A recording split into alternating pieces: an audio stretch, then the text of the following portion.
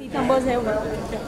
ये 2001 की बात है जब तीन दोस्त जयपुर में मिले और उन्होंने सोचा कि नाटक करना चाहिए। ये तीन दोस्त थे दीपक गेरा जी, अक्षत पांडे जी और संजीव सचदेव। और इन्होंने पिछले 18 साल में जयपुर में थिएटर का सिनेरियो ही बदल दिया।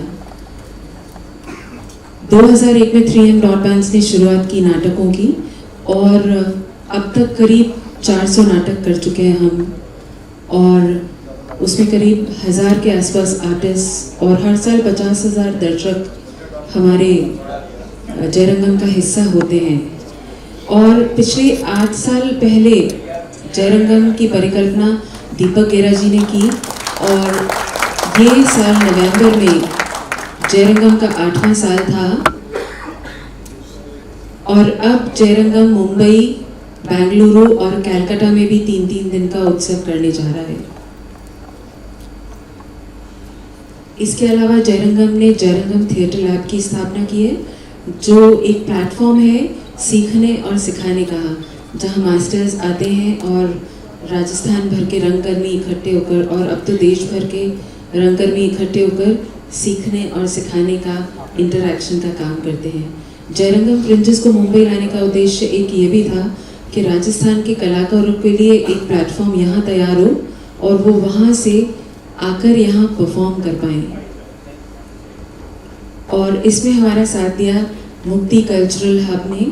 हम बहुत ही तहे दिल से उनका शुक्रिया करते हैं कि उनके साथ आने पर हम इस कार्यक्रम को यहाँ कर पाए।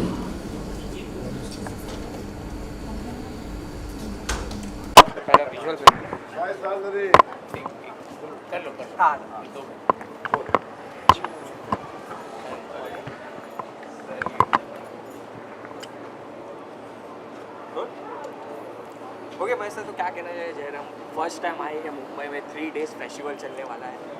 देखिए, थिएटर जोड़ने का काम करता है। थिएटर या कला या सिनेमा या संगीत का जो माध्यम है वो इंसान को एक दूसरे से करीब लाने के लिए ही उसका जन्म हुआ है। और जब हमारे मुल्क के कोने कोने से थिएटर के फेस्टिवल्स जो हैं मुंबई जैसे शहर में होते हैं, तो वाकई ये एक अपने आप में एक सबूत है कि एंटरटेनमेंट कैपिटल जो है हमारा मुंबई भले हो, मगर इसमें ऊर्जा हमारे बाकी शहरों से, मुल्क के बाकी इलाकों से भरी जाती है। ओके सर, पहले हम देखा जाता है कि पहले बहुत से थिएटर फेस्टिवल होते थे, जैसे कि पृथ्वी थिएटर हो गए, उसके जो फेस्टिवल होते हैं, पर बहुत कम देखा जाता है। सो डू यू थिंक कि और होने चाहिए आने वाले दिनों में? देखिए, थिएटर अपने आप में एक माध्यम है जिसकी अहमियत वक्त के साथ में लोग समझना चाहते हैं, समझना शुरू भी कर दिया, मगर एंटरटेनमेंट का क्षेत्र इतना स्प्रेड आउट हो गया है, स्पेशली डिजिटल एज के उतरने के बाद में इंसान ने जब से डिजिटल एज में प्रवेश किया है, एंटरटेनमेंट का जो कंटेंट है घर पे अपने स्मार्टफोन पे अवेलेबल है उसको। तो ऐसे में थिएटर के एक मंच से जुड़ना थोड़ा सा मुश्किल ज़रूर है, मगर उसके बावजूद देखिए रौनक आसपास कितनी है यहाँ पर। ओके, डिजिटल की बात की तो आप भी बहुत जल्द डेब्यू करने वाले हैं, आपकी जो नई आ रही है वेब सीरीज, उसके बारे में थोड़ा बहुत अगर बता सकें कि बहुत ये आज हम सिर्फ थिएटर के बारे में बात करेंगे क्योंकि मंच थिएटर का है। Thank you sir. Okay sir, तो जयरंगम फिल्म फेस्टिवल है, वो 3 डेज फर्स्ट टाइम मुंबई आ रहा है, तो क्या कहना चाहेंगे, कितना एक्साइटेड है? बहुत एक्साइटेड हूँ मैं, मैक्स सर का बहुत बड़ा फ़ैन हूँ यार। और किधर कैमरा में देखना है, कहाँ देखना है? हाँ, सो बहुत एक्साइटेड हूँ मैं यार, मैक्स सर का बहुत बड़ा फ़ैन हूँ एंड आई लव हिम।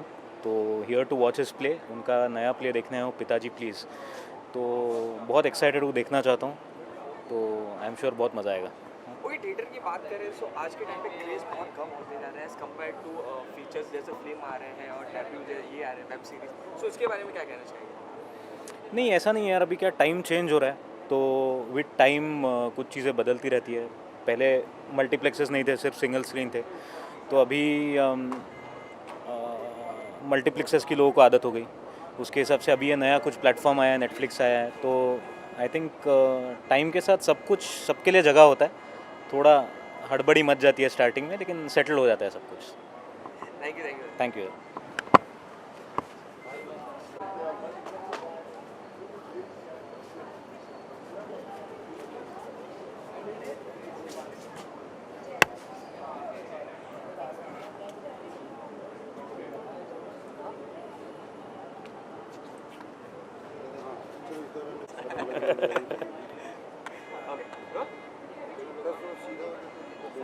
हाँ।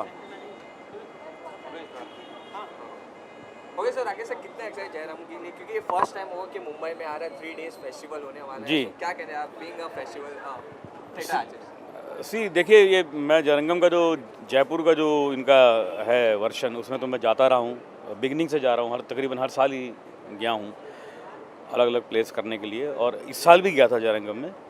हमारा एक प्ले है ओवी, वो किया था वहाँ पर फेलिसिटी थिएटर का। और अभी ये हम यहाँ पर ये कर रहे हैं, तो I come to see it and I hope it catches up in Bombay also. और थिएटर लवर्स के लिए बड़ी कमाल की जगह है ये, और I am sure Jairangam will catch up very soon. Theatre play की बात करें तो पहले बहुत ही मशहूर होता, वो लोग बहुत ही जाते थे, बट अब बहुत कम हो गया। 1 या 2 प्ले जैसे देखा जाए तो पृथ्वी थिएटर हो गए, उसके जो फेस्टिवल रहते बहुत कम हो। Do you think in future ज़्यादा होने चाहिए? बिल्कुल होने चाहिए, और ऐसी जगह बननी चाहिए। और ये बड़े मुद्दत के बाद ये जगह ऐसी यहाँ खुली है सबर्ब्स में, वरना पिछले 25 साल से 30 साल से तो पृथ्वी थिएटर ही है सबर्ब्स में, जुहू में, जो जहाँ लोग जाते हैं करने भी और देखने भी। लेकिन मुझे लग रहा है कि ये भी एक जगह बहुत अच्छी डेवलप होगी इन द कमिंग ईयर्स, मुझे बहुत उम्मीद है इससे। ओके राकेश सर, कहीं ना कहीं आपको लगता है जो इंस्टीट्यूट होते हैं, जो ट्रेनिंग इंस्टीट्यूट, उसकी वजह से कहीं ना कहीं ये कम होते जा रहा है? क्योंकि as compare to theatre artist वो कहते हैं कि ये बेटर्स होते हैं। सो आपका क्या मानना है? नहीं, मैं नहीं ये मानता। इसी ये थिएटर जो एक ऐसी आर्ट फॉर्म है जो कभी डाई नहीं हो सकती, कभी मर नहीं सकती। क्योंकि आप ये देखिए ना, इतने साल, 3 हज़ारों साल पुरानी ये आर्ट फॉर्म है, और ये चलती आ रही है। सिनेमा भी आया, फिर ब्लैक एंड वाइट आया, फिर कलर आया, फिर टीवी आया, फिर वेब आ गया, लेकिन आज लोग आए हैं ना प्ले देखने के लिए। तो ये जगह थोड़ी सी इनको प्रमोट करनी पड़ेगी, और अगर हो जाएगी अच्छी तरह से, विच होगी, I am very sure, because theatre बहुत खूबसूरत है और it should do very well in the coming years. और लोग तो तरसते हैं अच्छी जगह पे जाने के लिए। Today people need value for money, you know.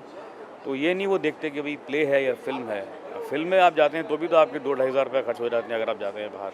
तो why not a play, why not a play. Okay sir, आगे सर 3 दिन में कोई एक ना एक दिन आपका भी प्ले देखने मिलेगा लोगों को या दर्शकों को? वेल, इस बार तो नहीं, लेकिन हाँ, इसकी अगली जो होगा फेस्टिवल होगा, उसमें ज़रूर मेरे बहुत सारे प्लेस हैं जो मैं यहाँ करना चाहूँगा। Thank you sir, have a pleasure.